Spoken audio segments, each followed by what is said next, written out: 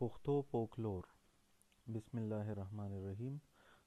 دا کورس دی د بی اس پښتو دویم سمسټر. پښتو فولکلور په لړ کې نننۍ زده کړه ده دویمه زده کړه ده د فولکلور قسمونه.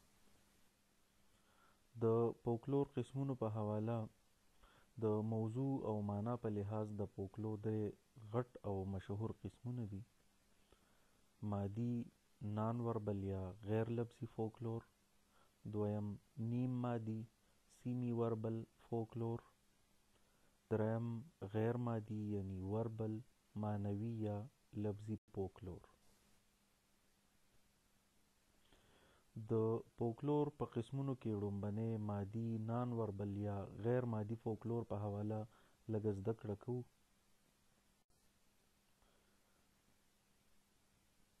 په مادي یا غیر لفظي فولکلور کې کالی پتري، وسله، جامه پیزار، اوزار، سیکې، کتبې او نور چې د دات، کاڼي، اوسپنې، پیتلو، تانبې، خاورې، کپړې یا لرګینو جوړ کړي شوي وي شامل دي. د مادي فولکلور تعلق د یو ولس د ثقافت سره دی. دې ته علم الانسان یعنی سوشل انتراپالوجي هم وایي.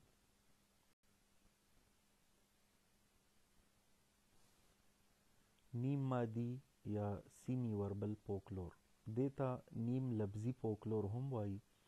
نیم مادي یا نیم لفظي فولکلور لکه توهمات، دود دستور، نجوم، پال، رمل، جفر، خوب، جادو، مافوق الفطرت مخلوق، لوبې، ګډا، موسیقي، نقش و نگار، ټوڼې ټوټکې او نور د دې تعلق د یو قوم تهذیب سره دی.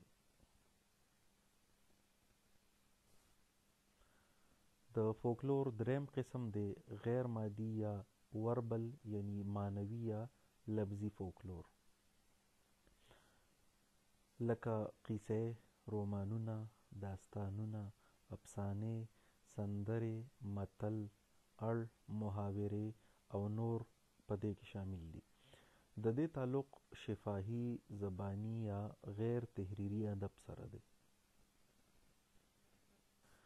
د حاصل په توګه په دې مختصر لیکچر کې مونږ د فولکلور قسمونه زده کړه چې دي مادي، نیم مادي او غیر مادي فولکلور.